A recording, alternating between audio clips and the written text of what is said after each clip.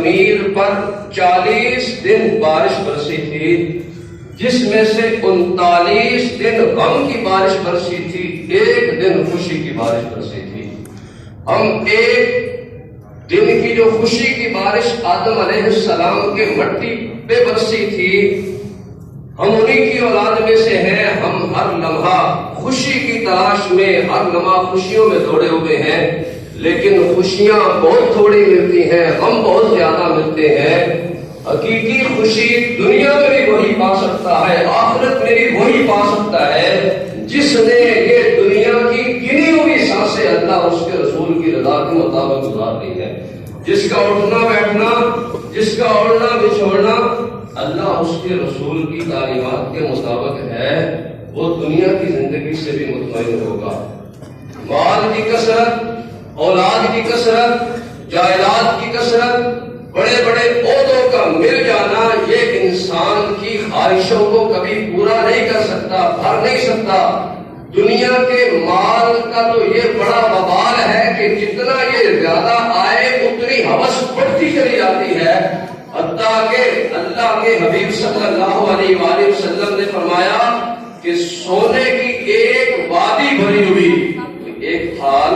ایک برتن بھرا ہوا نہیں، سونے کی پہاڑوں کے درمیان کی جگہ کو وادی کہتے ہیں کہ پہاڑوں کے درمیان کی بھری جگہ سونے کی ایک وادی کسی کو مل جائے تو اس کا دل پھر بھی نہیں بھرے گا، وہ تمنا کرے گا مجھے دوسری سونے کی وادی مل جائے۔ تو یہ ہوس، یہ خواہش انسان کی کبھی بھی پوری نہیں ہوتی کہ انسان موت کے منہ میں چلا جاتا ہے۔ الہاکم التکاثر حتی زرتم المقابر، کہ تمہیں دنیاوی مال و دولت، دنیاوی خواہشات کی کثرت نے ہلاک کر دیا، حتیٰ کہ تم نے قبروں کا منہ دیکھ لیا۔ تو حضور نے فرمایا انسان کا منہ صرف زمین کی، قبر کی مٹی بھر سکتی ہے، اور کوئی چیز انسان کا منہ نہیں بھر سکتی۔ تو یہ ساری باتیں ہم روزمرہ سنتے رہتے ہیں، لیکن ہم جنازہ پڑھ کے جنازہ گاہ سے باہر نکلتے ہیں، ہمیں یہ باتیں بھول جاتی ہیں۔ اللہ رب العالمین ہم سب کو فکر آخرت نصیب فرمائے۔ نماز جنازہ کا طریقہ اور دعا بیان کرنے سے پہلے مرحوم کے بھائی فیض رسول اور عنایت محمد، ان دونوں کی طرف سے یہ اعلان ہے کہ ان کے بھائی محمد جاوید کے ساتھ کسی کا کوئی لین دین کا معاملہ ہو تو وہ ان سے رابطہ کر سکتا ہے،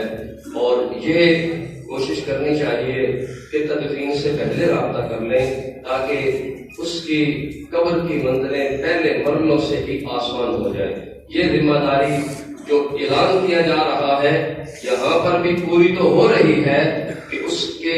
میت کے ورثاء کی طرف سے اعلان ہو رہا ہے، لیکن آپ رابطہ کر لیں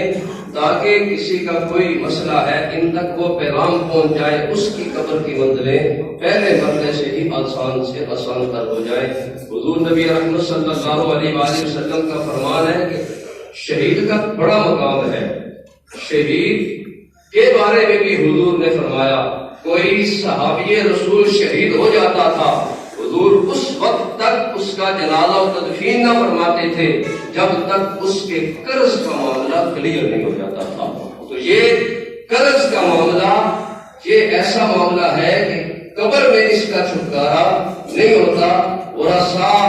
ہمیں اس بات کی فکر کرنی چاہیے، ہمارا کوئی عزیز، ہمارا کوئی تعلق دار دنیا سے جاتا ہے تو ہم اس کے ذمہ دار بن جائیں۔ تو قرض کا معاملہ ایسا معاملہ ہے کہ جو شہید اتنا بڑا درجہ اور مقام ہے کہ انبیاء صدیقین کے بعد اللہ کی بارگاہ میں بڑا مقام شہداء کا ہے، پھر صالحین کا ہے، لیکن اس کے بھی قرض کے